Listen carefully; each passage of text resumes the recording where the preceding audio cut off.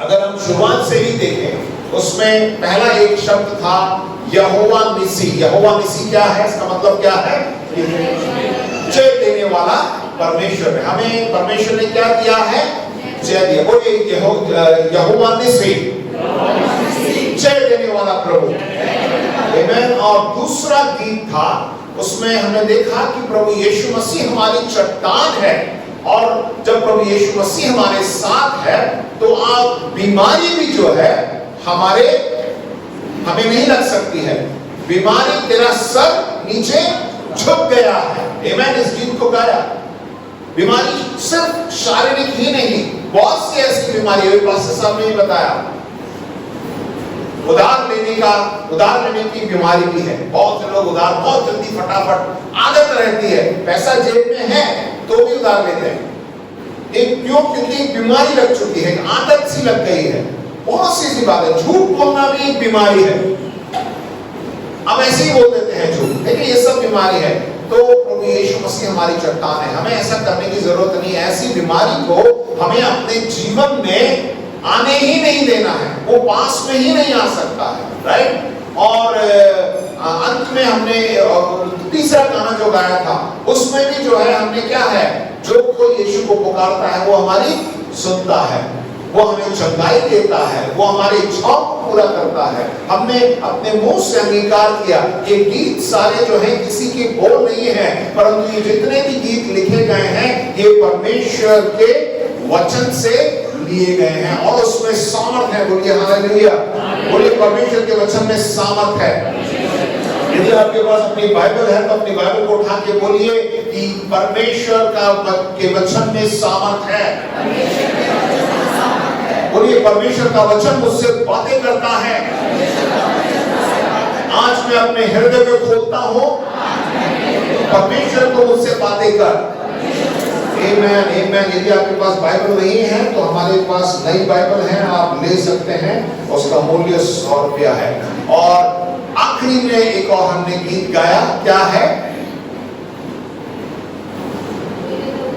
तेरे लहू की ताकत से हर जगह हम फतेह को पाएंगे, हर जगह हमारी जीत ही जीत होगी। आमीन। परमेश्वर का वचन कहता है। और आज हम परमेश्वर के वचन को देखेंगे, यूहन्ना उसका 5वां अध्याय, यूहन्ना उसका 5वां अध्याय, और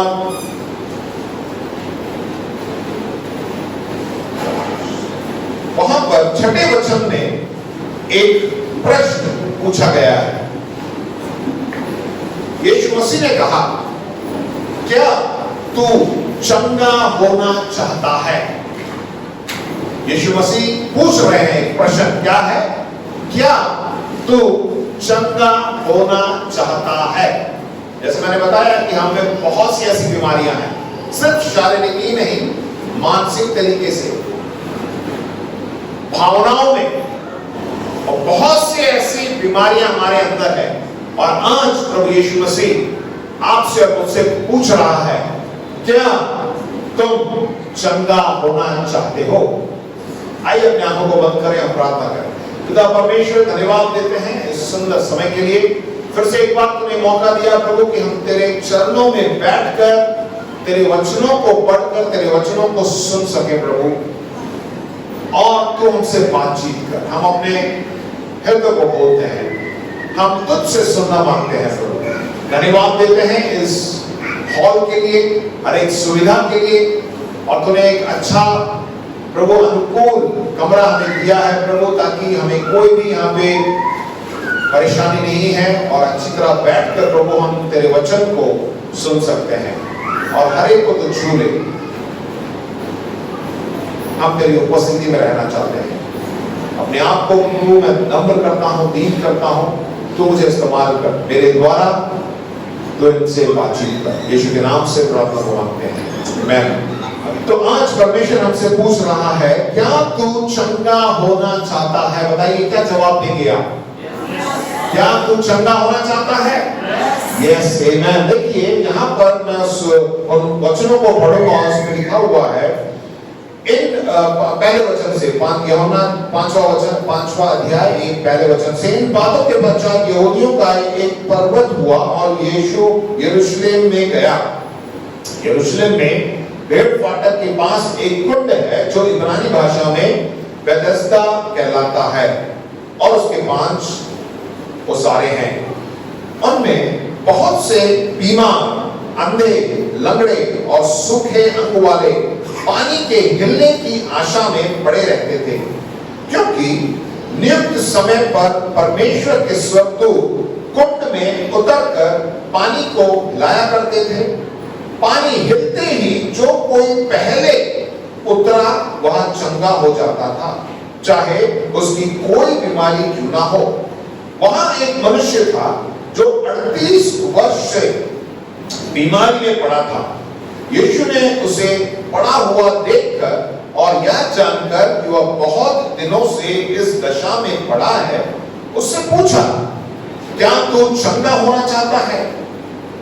उस बीमार ने उसका उत्तर दिया, हे प्रभु, मेरे पास कोई मनुष्य नहीं कि जब पानी हिलाया जाए तो मुझे कुंड में उतारे, परंतु मेरे पहुंचते पहुंचते दूसरा मुझसे पहले उतर जाता है। यीशु ने उससे कहा, उठ, अपनी खाट उठा और चल फिर। वह मनुष्य तुरंत चंगा हो गया और अपनी खाट उठाकर चलने फिरने लगा। 12वां वचन, उन्होंने उससे पूछा, वह कौन मनुष्य है जिसने तुझसे कहा, खाट उठा और चल फिर? परंतु जो चंगा हो गया था वो नहीं जानता था कि वो कौन है, क्योंकि उस जगह में भीड़ होने के कारण यीशु वहां से हट गए थे। इन बातों के बाद वह यीशु को मंदिर में मिला। यीशु ने उससे कहा, देख, तू चंगा हो गया है, फिर से पाप मत करना, ऐसा ना हो कि इससे कोई भारी विपत्ति तुझ पर आ पड़े। उस मनुष्य ने जाकर यहूदियों से कह दिया कि जिसने मुझे चंगा किया वह यीशु है। आमेन, हालेलुया। हम देखते हैं यहाँ पे एक घटना, ये सत्य घटना है, और प्रभु यीशु मसीह जब उस जगह पे यरूशलेम में थे तो वहां पे एक ऐसा व्यक्ति था जो कि 38 साल से बीमार था, और वो जो है, और हम देखते हैं कि वहां पे ऐसा कुंड था जिसको हम बेथेस्दा बोलते हैं। वहां पे जब कोई स्वर्गदूत, उस समय में स्वर्गदूत आता था और उस पानी को हिलाता था, और जब वो हिलाता था उस सबसे पहला व्यक्ति जो उस कुंड में कूद जाता था वो पूरी तरह चंगाई को प्राप्त कर लेता था। सच्ची घटना है, राइट? ऐसा ही होता था। परंतु ये जो व्यक्ति है वो 38 साल से वहीं पर बैठा हुआ है, और वो बता रहा है कि किसी के उसके जाने से पहले कोई ना कोई उससे पहले चला जाता है और वो चंगा होके चला जाता है। हम आज इस व्यक्ति के जीवन से हम सीखेंगे, जैसे मैंने पहले से ही बताया कि बीमारी चाहे कुछ भी हो सकती है, शारीरिक रूप से, आर्थिक रूप से, आपकी कुछ ऐसी गंदी आदतें होंगी, मानसिक रूप से, भावनात्मक रूप से, बहुत सी बीमारियां हमारे अंदर हैं, और परमेश्वर नहीं चाहता कि हम ऐसी बीमारी में पड़े रहें, बिल्कुल नहीं चाहता है। क्योंकि जब हमने प्रभु यीशु मसीह को ग्रहण किया, जब हमने उसका उद्धारकर्ता बोलकर अपने मुंह से अंगीकार किया और हमने उसे ग्रहण किया, हमने जब विश्वास किया कि वही मेरा प्रभु है, तो हम ये भी विश्वास करते हैं कि परमेश्वर का वचन जो कहता है वो मेरे लिए हो गया है। प्रभु यीशु मसीह मेरे लिए क्रूस पर मारे गए और उसने लहू को बहाया, किस लिए? ताकि मेरी सारी बीमारी दूर हो जाए, मेरी सारी तंगी दूर हो जाए, मेरी सारी आर्थिक तंगी, मानसिक रूप से जो आप अशांति है, ये सब जो है दूर हो जाए। हमने गीत में भी गाया कि परमेश्वर ने जो है मुझे जयवंत कराया है, वो ही मेरा यहोवा निसी है। आमेन, हालेलुया, बोलिए हालेलुया।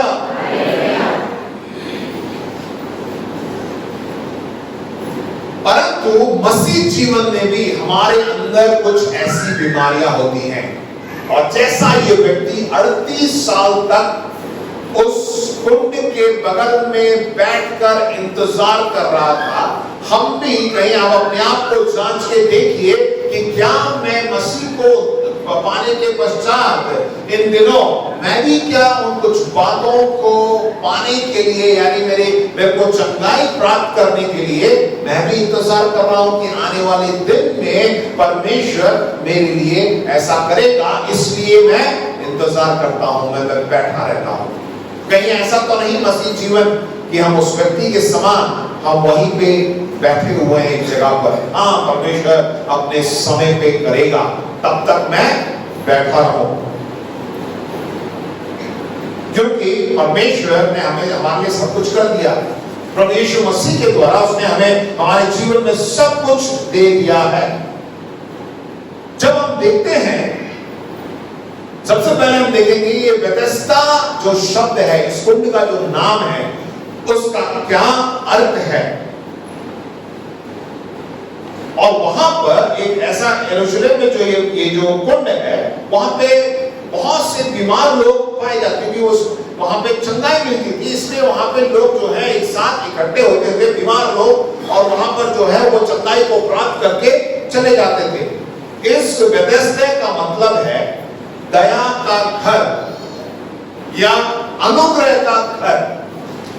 जैसे भाई साहब ने बताया कि ये एक परिवार है, हम एक कलीसिया क्या है, एक परिवार है, और इस परिवार जब हम एक साथ मिलते हैं, आज के दिन जब हम यहाँ पे मिले हैं, तो हम ये परमेश्वर का घर है। क्या है?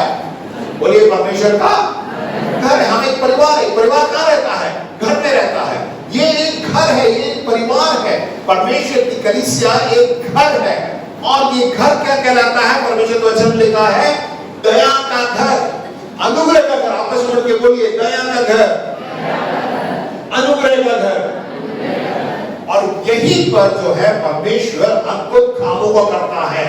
हम सब मसीह भाई बहन हैं, हम सब विश्वासी हैं, प्रभु यीशु मसीह पर विश्वास करते हैं, और हम इसलिए आए हैं कि परमेश्वर हम पर क्या करे?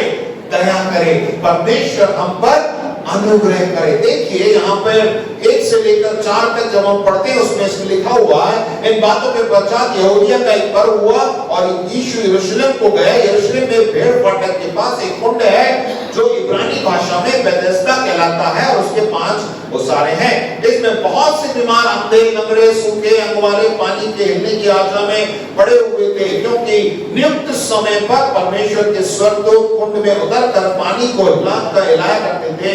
पानी हिलते ही जो कोई पहले उतरता था वह चंगा हो जाता था, चाहे उसकी कोई बीमारी क्यों ना हो।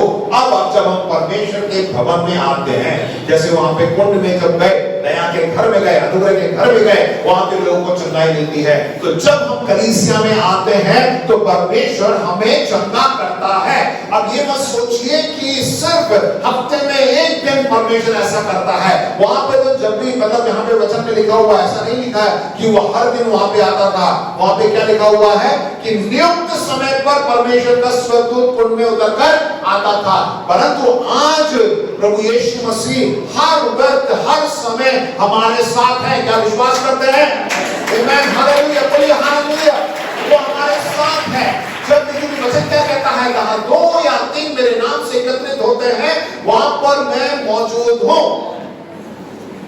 आपके घरों में परमेश्वर वास करता है। प्रभु यीशु मसीह आपके साथ है, और वहां पर वो अपनी दया और अपनी करुणा को दिखाता है। ये मत सोचिए कि सिर्फ इतवार के दिन ही जब मैं कलीसिया में आऊंगा तो मेरी बीमारियों के लिए जो है चंगाई मुझे प्राप्त होगी। प्रियो, आपके घर में भी जब आप एक साथ, एक परिवार, जैसे मैंने पिछली बार ही बताया कि हमारा एक परिवार है, हमें एक साथ मिलकर प्रार्थना करनी है। आप ये उसको हल्के रूप से मत लीजिए कि हाँ पति प्रार्थना अलग करती, पति अलग करता है, पत्नी अलग करती है, बच्चे अलग करते हैं, माँ बाप अलग करते हैं। नहीं, वो तो सही है व्यक्तिगत रूप से प्रार्थना, परंतु एक साथ घर के सब सदस्यों को मिलकर प्रार्थना करनी है। ये कभी मत सोचिए कि हाँ मैं आज तो संगति कर आया भाई, उनके उस भाई के घर में और इस भाई के घर में जो है सेल ग्रुप हुआ था और भाई बंटी घर पे आए और उन्होंने दुआ कर दी तो हो गई प्रार्थना, बस नहीं। चाहे कोई आए ना आए, परंतु घर में एक परिवार को एक साथ मिलकर, मुझे मालूम है कि ये बहुत ही कठिन है सुबह के समय में या दिन के समय में, क्योंकि सब कामों पे जाते हैं, परंतु शाम को आप सब घर पे ही आते हैं। आप में से कोई है जो रात के समय अपने घर पे नहीं सोता? कोई भी नहीं है। यदि आप ऐसी नौकरी करते हैं तो आप बाहर किसी होटल में या दफ्तर में कहीं जगह मिलती है आप कर रहे थे, परंतु रात को तो आप क्या करते हैं? घर तो वापस आते हैं। जब वापस आ जाते हैं तो आप जरूर समय निकालिए वहां पर अपने परिवार, उस वक्त जो है आपको दूसरे किसी और की प्रार्थना करने की जरूरत नहीं है, अपने परिवार के लिए आप प्रार्थना करिए। जब आपके पास वो होगा तभी तो आप दूसरों के लिए दे सकते हैं। इसलिए आप सब एक साथ मिलकर रात को प्रार्थना करिए।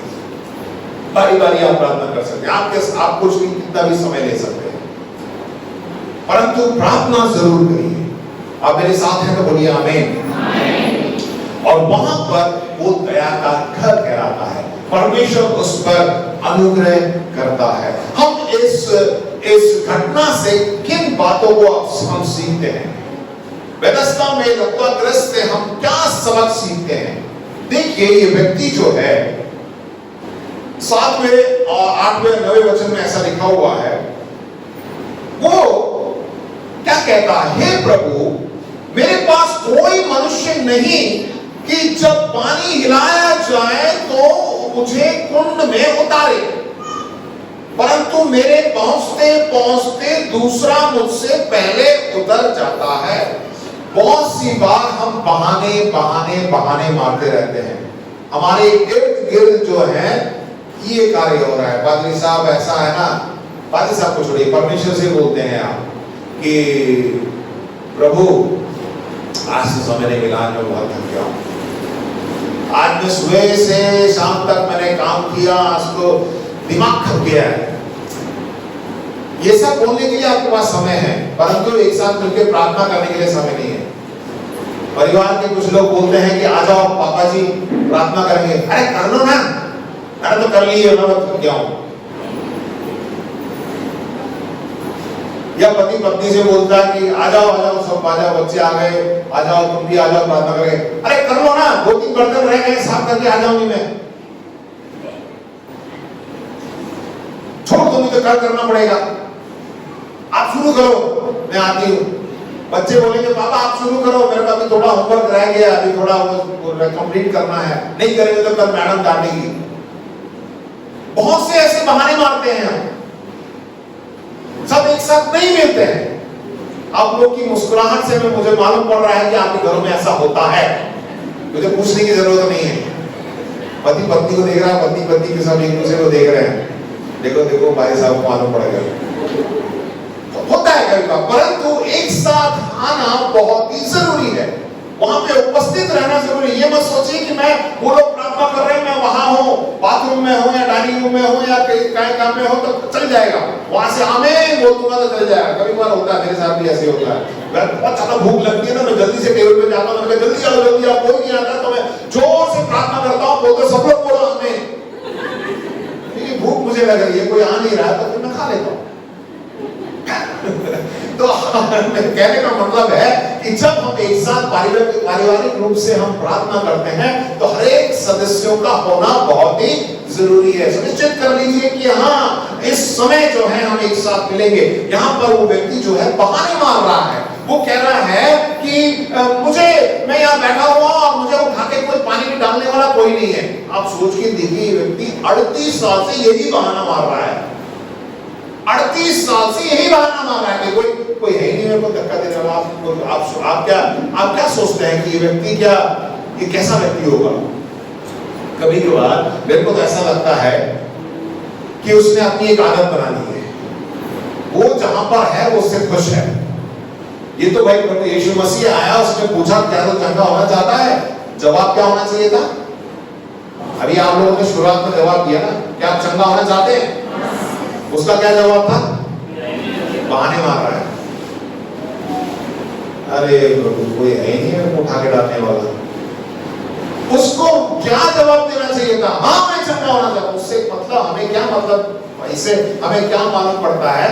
वो चंगाई वंगाई नहीं चाहता है, वो तो सेटल हो गया है, वो खुश है 38 साल से बैठा हुआ कि फ्री में मुझको खाना पीना मिल रहा है, बस ऐसे ही पड़े रहो। उसे पता नहीं उसके जीवन में उसने कभी सोचा भी होगा कि मैं जाऊंगा नहीं जाऊंगा, बस बहाने मार के बैठे। बहुत सी बार मसीह जीवन में भी ऐसा ही हम बहाना मारते हैं, अरे चलो इंतजार करते हैं, प्रभु अपने समय में कर देगा, प्रभु अपने समय में दे देगा, प्रभु अपने समय में करेगा। और वैसे ही बैठे हुए हैं, ऐसे ही बैठे रहेंगे तो जिंदगी खत्म हो जाएगी और प्रभु आसमान में स्वर्ग में आपके लिए कुछ करेगा, वहां तो कुछ करेगा नहीं। आप यहाँ बैठे रहेंगे, आप अरे प्रभु करेगा, प्रभु करेगा, प्रभु करेगा। नहीं, सोच के देखिए, परख के देखिए, क्या कुछ ऐसी बातें हैं जिसमें जो है अभी भी आप इंतजार करें प्रभु करेगा। कोई आएगा मेरे लिए प्रार्थना करेगा, कोई हाथ रख के प्रार्थना करेगा, या कोई आके मेरी मदद करेगा, कोई आके मेरे लिए कुछ मार्गदर्शन दिखाएगा, मुझे वो करेगा, ये करेगा। इंतजार ही कर रहे हैं। नहीं प्रियो, इससे हमें मालूम पड़ता है कि हम बहुत से बहाने मार रहे हैं, बहुत से ऐसे बातों को हमने आसपास रख लिया है। अरे नहीं, मैं नहीं हो पाता भाई साहब, दफ्तर से बड़ी लेट आता हूं मैं, अरे नहीं बहुत मुश्किल है। मेरा बगल वाला जो है उसको सुसमाचार सुनाना भी है, नहीं हो पाता, वो तो बहुत ही बेकार है, वो तो मेरी बात सुनता ही नहीं है। सुबह उठ के मैं उसको नमस्ते बोलता हूं तो मेरी तरफ देखता भी नहीं है। बहाने मारना, बहुत से बहाने मारते। नहीं, बहाने नहीं मारना है। परमेश्वर जो है चाहता है कि हम आगे बढ़े। क्या मेरे साथ हैं? आमेन, बोलिए हालेलुया। जो हमारा कार्य है आत्मदया के विचारों और शब्दों की जगह ले लेता है। जो अंग्रेजी में है, action replaces thoughts and words of self pity. अरे ऐसे ही है जीवन, तो ऐसे ही है। हम जैसा अपने आप पर, अरे यार मुझसे तो मैं तो ऐसा ही हूं, मैं तो ऐसा ही रहूंगा। ठीक है, अपने आप को आप बदलना नहीं चाहते, अरे मैं गरीब हूं तो गरीब ही रहूंगा, चलता है, बढ़िया है।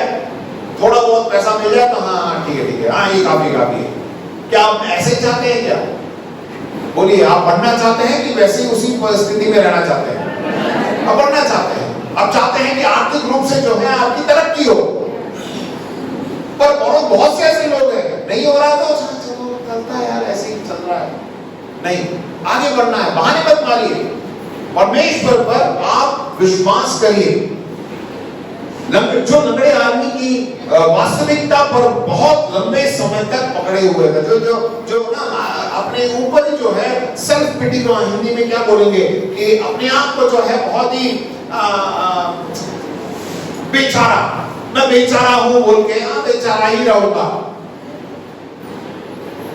मैं बेचारा हूं, मैं बेचारा ही रहूंगा, मैं किसी लायक नहीं हूं, बस ऐसे ही मैं नालायक ही रहूंगा, ऐसे ही रहूं, ऐसे बहाने मार के मुझे कोई नहीं पूछता है, कोई मुझे बुलाता भी नहीं है, कुछ ऐसे ही रहूंगा मैं। तो ये सब बहाने हैं, ये सब बहाने हैं। ये बहानों से हमें बाहर निकलना है। दूसरी बात, उसके 5वें और 6वें वचन में हम देखते हैं, वो मनुष्य था जो 38 वर्ष से बीमार पड़ा था। यीशु ने उससे पड़ा हुआ देखकर यह जानकर कि वो बहुत दिनों से उस दशा में पड़ा है, उससे पूछा तू क्या चंगा होना चाहता है? हम बहुत सी बार हम चंगाई को लेने में बहुत लंबा इंतजार करते हैं। हमें मालूम है, हर इतवार को हम यहाँ पे वचन को सुनते हैं, हर दिन बाइबल भी पढ़ते हैं, और जब हम हफ्ते के बीच में जब हम सभाओं में जाते हैं और वचनों को भी सुनते हैं, परमेश्वर का वचन कहता है कि मेरे कोड़े खाने से तू चंगा हुआ। परमेश्वर का वचन कहता है कि तेरे वचन ने मेरे को चंगा कर दिया है। परमेश्वर का वचन ये कहता है कि मैंने तुझे सफल बनाया है। परमेश्वर का वचन कहता है कि मेरी योजनाएं तेरे प्रति है वो सफलता की हैं। सब कुछ हम सुनते हैं, सब कुछ हमें मालूम है, परंतु उसको क्या करते हैं? लेने के लिए हम इंतजार करते रहते हैं, लंबा इंतजार करते हैं, पता नहीं क्यों। उस व्यक्ति ने भी ऐसा ही किया। 38 साल बहुत होते प्रिय भाई बहनों, 38 साल वो बैठा है वैसे ही इंतजार करने में। आप में से कोई ऐसा है इतने साल इंतजार किया आपने? वो 38 साल से इंतजार ही कर रहा है।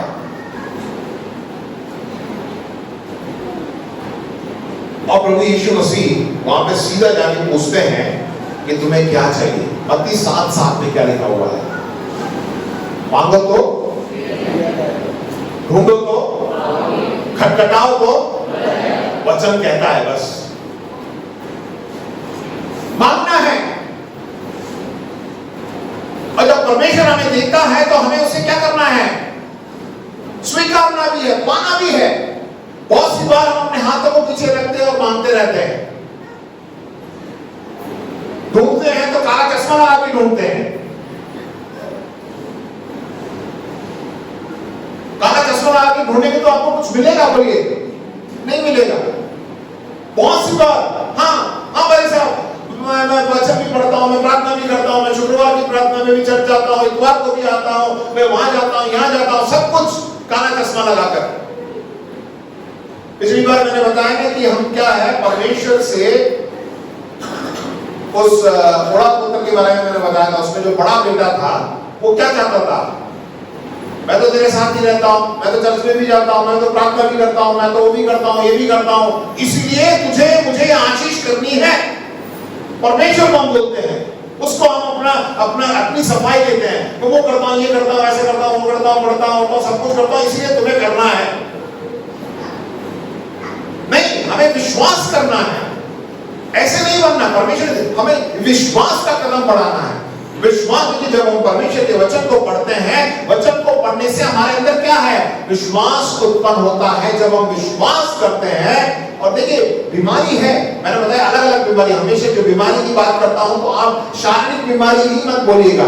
हाँ, बीमारी जब है तो हम जब विश्वास करते हैं तो वो बीमारी हो सकता है शारीरिक में हो सकता है मानसिक रूप से वो बीमारी हो सकता है आर्थिक रूप से कुछ बीमारी लगी हो, परंतु हमें विश्वास करना है कि हमें प्रभु यीशु मसीह ने छुटकारा दे दिया है, प्रभु यीशु मसीह ने मुझे चंगाई दे दी है।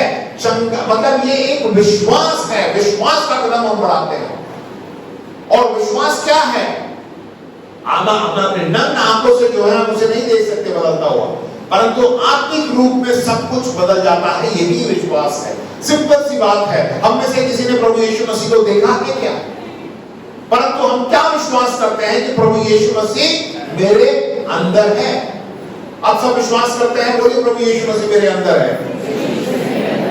और जब भी मौका मिलता है आप उसको चूकिए मत। यहां पे प्रभु यीशु मसीह कह रहा है कि तू चंगा होना चाहता है तो हमारा क्या जवाब होना चाहिए? हाँ प्रभु। बहाने मत मारिए कि मेरे साथ वो हुआ, ये हुआ उस व्यक्ति के साथ। जब मौका लगे, क्योंकि वचन में क्या कहता है? मांगो तो तुम्हें मिलेगा, ढूंढोगे तो तुम पाओगे, खटखटाओ तो तुम्हारे लिए खोला जाएगा।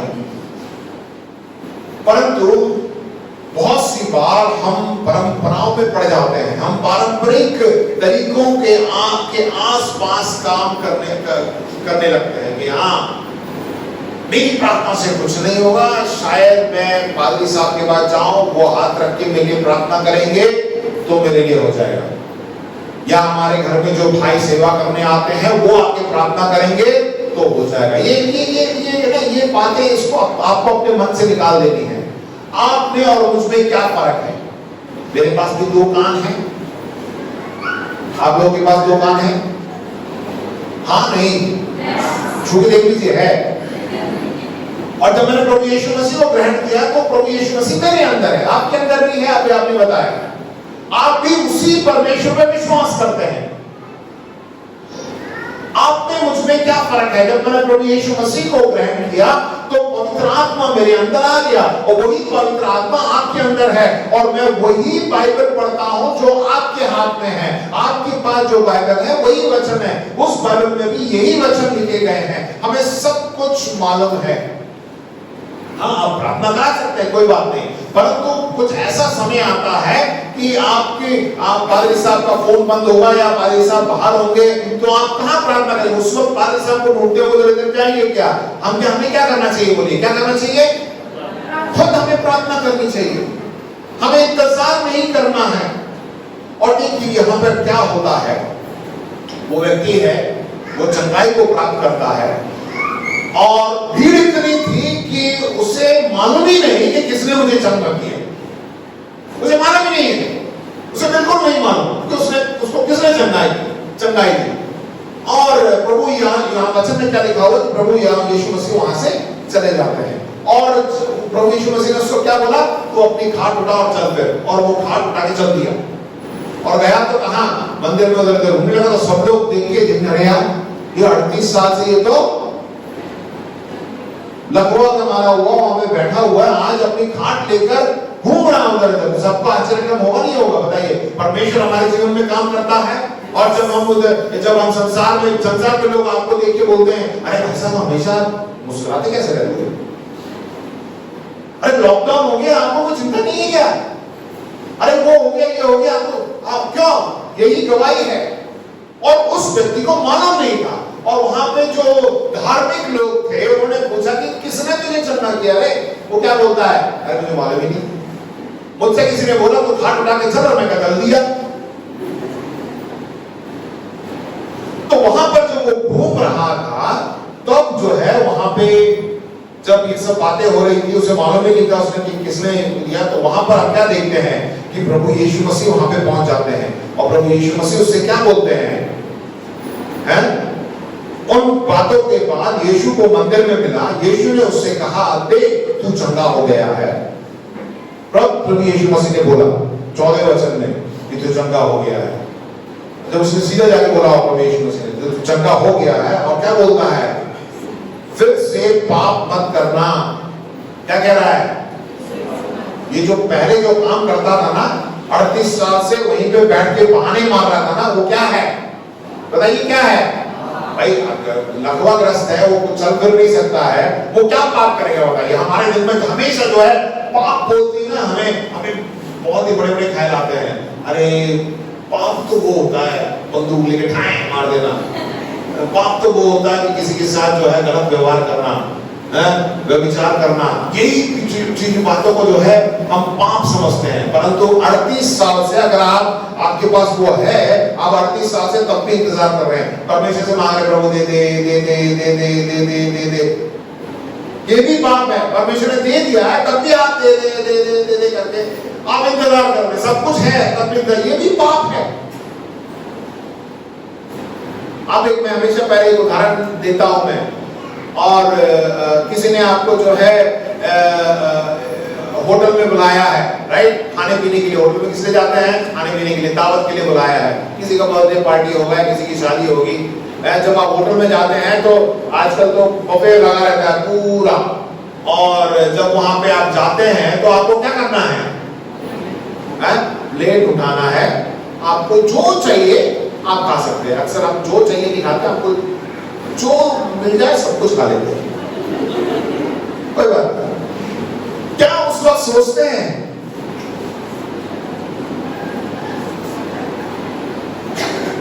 मटर पनीर खाते वक्त अरे यार पता नहीं कितने का होगा, डालूं नहीं डालूं, छोड़ यार, दाल रखिए, दाल ले लिया थोड़ा सा, 1 चम्मच काफी है, ज्यादा ले लिया तो यार कैमरा लगे हुए हैं, बिल लगा देगा। ऐसा सोचते हैं क्या?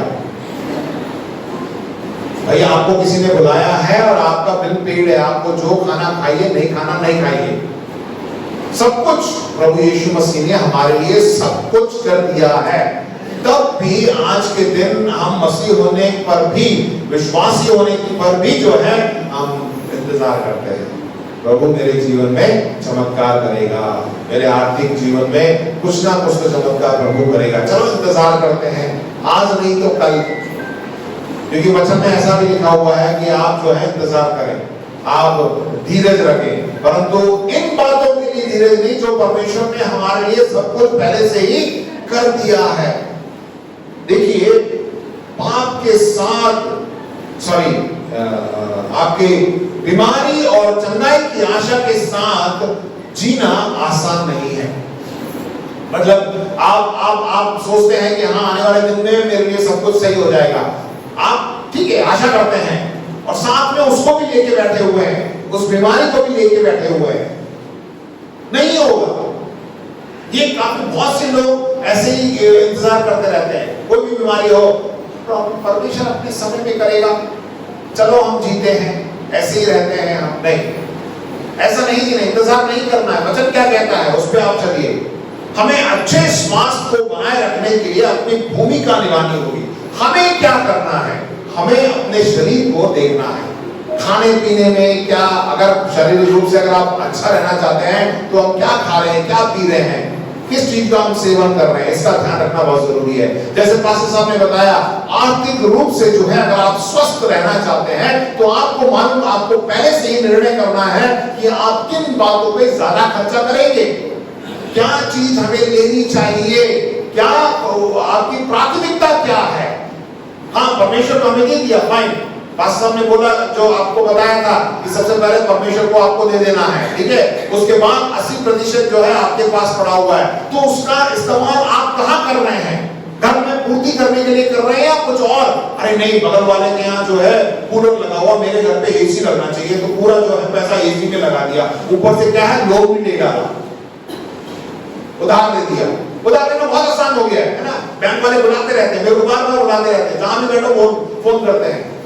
और मेरा एक मैं जो भी मैं खरीदता हूँ उसको महीने के अंत में जो है मैं पेमेंट कर देता हूँ, तो उसमें लिखा हुआ आता है कि आप सही समय पे अपना पेमेंट पूरा कर देते हैं, इसलिए जो है बैंक आपको 4 लाख का लोन दे रही है सिर्फ 3 मिनट में। आम बोल के मैं 3 मिनट में अगर लोन ले लिया मैंने 4 लाख का, तो करूंगा क्या 4 लाख? उसको भरूंगा कैसे? बहुत सी बार मैं इसलिए बोलता हूँ आपको बहुत ही सतर्क रहना है। अपना देखभाल करना, अपने आप को देखभाल करना जरूरी है, शारीरिक रूप से नहीं परंतु आर्थिक रूप से। परिवार में जो है हम कैसे, किस प्रकार, जैसे शुरुआत में बताया, क्या हम प्रार्थना करते हैं, क्या हम बाइबल पढ़ते हैं, एक साथ मिलकर हम रहते हैं, और कुछ ऐसी बातें हैं जब निर्णय लेना हो तो घर के सारे सदस्य हैं या नहीं। सिर्फ मैं पिता हूं, मेरे को और किसी से पूछने की जरूरत नहीं है और मैंने ये कर दिया, नहीं। हाँ, पिता है, पिता को जो है निर्णय लेने का अधिकार है, परंतु विचार विमर्श करना है। अपने पत्नी से पूछे, अपने बच्चों से पूछे, अगर बड़े हो गए हो तो हम ऐसा करेंगे, ऐसा जाएंगे, वहां ये चीज लेना है। हमें निर्णय लेने बहुत ही जरूरी है। अगर हम अपने आप करेंगे तो नहीं होगा। इसीलिए जो है हमें अपने आप को भी पहले तंदुरुस्त रखना है। अपने आप को जो है, जैसे यहाँ पे इस वचन में हम देखते हैं कि वहां पर वो व्यक्ति जो है 38 साल से इंतजार ही कर रहा है, इंतजार कर रहा है, वो गलत बात है। और बहुत सी बार हम सोचते हैं कि हम अपने आप हम कर लें, जब प्रभु की मर्जी होगी तो वो करेंगे, हमें अपने आप नहीं करना, हमें कुछ कदम नहीं उठाना, ये भी गलत है। और आखिरी में हमने देखा कि बहुत सी बार हम इंतजार करते हैं कि कोई आएगा, मुझे बताएगा, मेरी सहायता करेगा, तभी मैं करूंगा। नहीं, जो दे दिया है परमेश्वर ने उसको आप करिए। और जैसे हमें देखते हैं कि प्रभु यीशु मसीह उससे बोलते हैं कि तू पाप मत कर। ये सब बातें जो उस व्यक्ति ने नहीं की वो एक पाप के समान है। हम चाहते हैं कि हम परमेश्वर में आगे बढ़ें। बहुत ही छोटा सा संदेश था, मैं आशा करता हूं कि परमेश्वर ने आपसे बातचीत की होगी। आप अपने आप को जांच के देखिए, क्या कुछ मेरे जीवन में कुछ ऐसी बातें हैं जिसको मैंने ऐसे ही छोड़ दिया है, समय पे जो है हो जाएगा बोल के आप छोड़ दे रहे हैं। परमेश्वर ने हमारे लिए सब कुछ कर दिया है। जो बातें उसने इस वचन में लिख दिया है वो हमारे लिए हाँ और आमीन है। उसने हमें चंगाई दे दी है, तो आप विश्वास में आगे बढ़िए। आप ये मत सोचिए कि प्रभु एक दिन मुझे बताएगा कि तू चल, जैसे उस व्यक्ति को बताया। देखिए, जैसे मैंने बताया ना कि वो बेथेस्दा का मतलब है दया का घर, करुणा का घर, अनुग्रह का घर। प्रभु यीशु मसीह ने उसके कमजोरी को नहीं देखा। प्रभु यीशु मसीह ने साफ पूछा, तू चंगा होना चाहता है, और उसने बहाने मारे, तो भी प्रभु यीशु मसीह ने उन सबको नहीं सुना, अनसुनी कर दी। और उसने सीधा क्या बोला, अपनी खाट उठा, यही अनुग्रह है। बहुत सी बार हम बहाने मारते हैं, गलत बोल देते हैं, गलत कुछ कर देते हैं, पर तो भी परमेश्वर हम पे अनुग्रह करता है। वो चाहता है, वो नहीं चाहता कि आप वैसे ही रहें, वो चाहता है कि आप उठें और चले फिरें। आमीन। क्या आप तैयार हैं? परमेश्वर आपसे क्या कह रहा है? क्या कह रहा है उस वचन को फिर से हम पढ़ेंगे और अंगीकार करेंगे। परमेश्वर आखिरी में देखिए क्या कह रहा है कि तू उठ, अपनी खाट उठा, जोर से बोलिए, उठ, अपनी खाट उठा और चल फिर।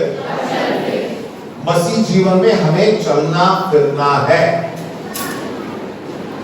वहीं मत बैठे रहिएगा, हमें उठना है, अपनी खाट को उठाना है और क्या करना है, एक गवाही का जीवन जीना है। तब लोग आपके पास आएंगे और पूछेंगे भैया किसने चंगाई दी तुझे। तब ये मत इस व्यक्ति की तरह मत बोलिएगा नहीं, अभी तो मालूम है ना आपको किसने चंगाई दी, आपको किसने छुटकारा दिया है। आपको उठना है, आपको चलना है। ऐसे ही खड़े यहाँ एक जगह पे चल नहीं सकते। चलने के लिए क्या करना पड़ेगा, टांग उठानी पड़ेगी, रखना पड़ेगा, दूसरी टांग उठानी पड़ेगी, तभी आप चल पाएंगे। एक ही जगह पे हाँ उठ और चल, पहले उठना है, खड़े होना है, उसके बाद आपको चलना है। जब आप चलेंगे तो पूरा संसार आपको देखेगा, फिर पूछेगा भाई क्या हो गया, तू तो आज हवा में उड़ रहा है। तो आप बता सकते हैं हाँ प्रभु यीशु मसीह ने मुझे मेरे जीवन में ये कार्य को किया। बस यही तो सुसमाचार है। नहीं, प्रभु आएगा, मुझे बताएगा, हाथ रखेगा, फिर बोलेगा तू जा बगल वाले को सुसमाचार सुना, तब मैं जाऊंगा। ऐसा करेंगे आप इंतजार ही करते रहेंगे, कुछ काम नहीं होगा। आपको उठना है, अपनी खाट उठानी है और आपको चलना है। आप जब चलेंगे तो परमेश्वर आपको इस्तेमाल करेगा अपनी महिमा के लिए। विश्वास करते हैं तो बोलिए हालेलुया और परमेश्वर के लिए जोर से ताली बजाइए।